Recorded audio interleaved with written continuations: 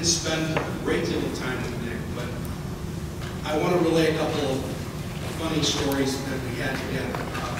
We would go on a given day for work, and I would be going to work, and I would say to Nick, and I can talk the back up, giraffe, believe me, and I would say to Nick, I only have maybe a half an hour.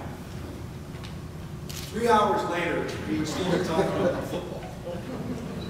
Because this man had so many ideas about the program and about youth development and about things, about a program. You can't imagine how he worked and how much he put into the program before, you know, we lost him in May. These young men all said something very similar to what my friend said when I lost my friend with the eulogy said was they all had a special connection to Nick because that's the way he was with each boy, you know. And so I think it's important that his legacy will live forever in these young men. And when we were at the booster meeting, my right arm and the guy that really was the co-president for years was Mark Anderson. And Mark Anderson will send out emails at 3 in the morning, and he's unbelievably organized. We had to have a meeting with Nick at the board level to slow him down because we could not keep up with him. We had him, Mark was the communications czar because Nick had so many committees going, we couldn't keep up with him. So, and it was, you know, that's just the way he was. And with his leadership program and so forth. He came up with a motto for the year. The motto was one mate. And he worked with kids to come up with a co-motto to that. And Neil Page came up with one maple, nothing less, which speaks for itself. And that's forever Neil's connection to the coach. But so many other kids had other connections as well. So what I tried to do with the kids was capture something to give to the Deane family that really represents what he meant to us and that they'll always have. And I'll show it to you.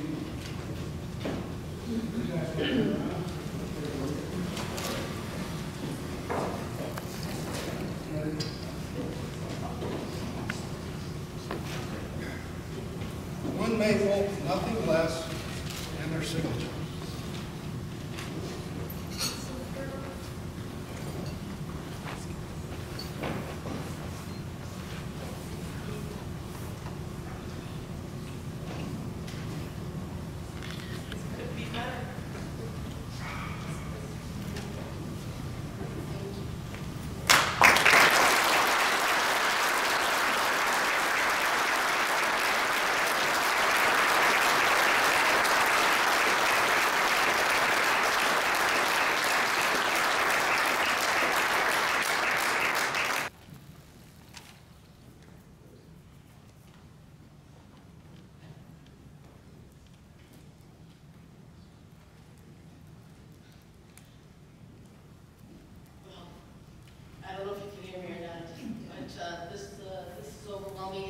Absolutely beautiful. It's something I didn't know I wanted.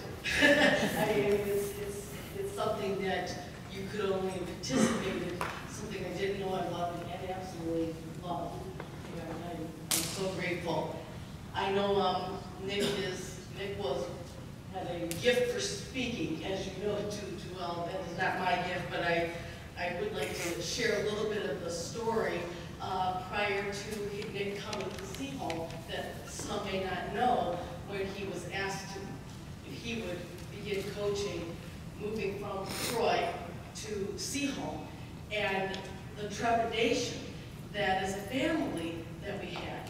And I can remember thinking, okay, it's 12 years at Troy High, and Jordan as a toddler had kind of moved up with him on his knee, looked at coaching film, and Coach rips home every week, and he was very tied into the program in so many ways, and it was where we lived in our community. And I had, would this community accept us as a family? Would they like and appreciate Jordan, the sidekick, as well? Would it all work? And he said, and he prayed about it. He said, Timari, I really feel that God wants me to take this job. And I said, okay, you know, we'll go. And, you know, from the day one, the minute he began, it was night and day experience. There was, any fear was dispelled. It was obviously what God's will was for him and God's will for my family. And the greatest fear that I had, which was would they accept Jordan, ended up being my greatest comfort right now. Who would have known that? And also for my daughter, at the funeral, when that bus came and everybody stepped out, it was a moment that people, friends and family that were there, it took their breath away, it took my breath away. The community that was pouring in, and the boys lining up, just one after another, and my daughter felt compelled to reach out and hug every player and said, you know, thank you for coming. And she told me, Mommy, I know Daddy would want me to thank each one of them and hug them. And so, I mean, it did make an impression on my youngest as well, and embraced her. And I know that this kind of thing, the Nick Deane Award, that you continue to think of my husband blesses me, that he continues to make an impact, amazes me, and that he's thought of it 6 months now, that you cared to think of my husband. That's still, you know, it kind of blows me away that anyone, you know, life goes on. I understand that. But thank you for continuing to think of him. That's like, you know, honoring to me. And I know that, you know, I was amazed even last month when Jordan, it was like Channel 4 News, because of what you did as a community of the Red Out, gathering together and saying, we care. We want to do something practical for the Heart Association in honor of Nick. Again, that it just made, the best word I could describe to people was this, I had this sense of wonderment about Seaholm, this wonderment about this community. Again, confirming what he said God wanted him here. And I know last week, our pastor at our church brought Nick up in a sermon again. And again, my mouth kind of is wide open. I mean, this is a church, some of you may not know that Nick was the director of volunteers at Woodside Bible Church. And, you know, it's a congregation of about 7,000 people. And for him to mention him, again, I just thank God that people loved him so much.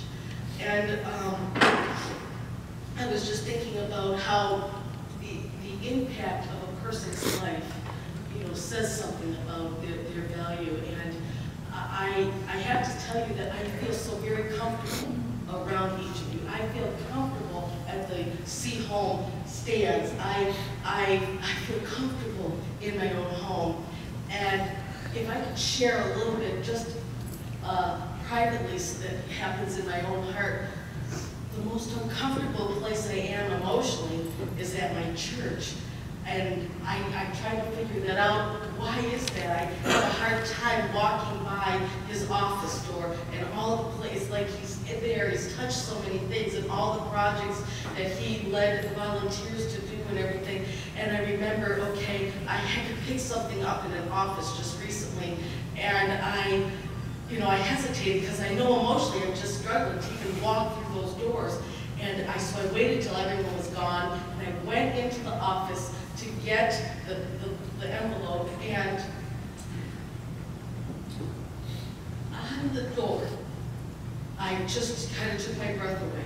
My head pastor's door, and the senior pastor, and the pastor of the campus have the Seaholm ND emblem that you have here stuck on their doors.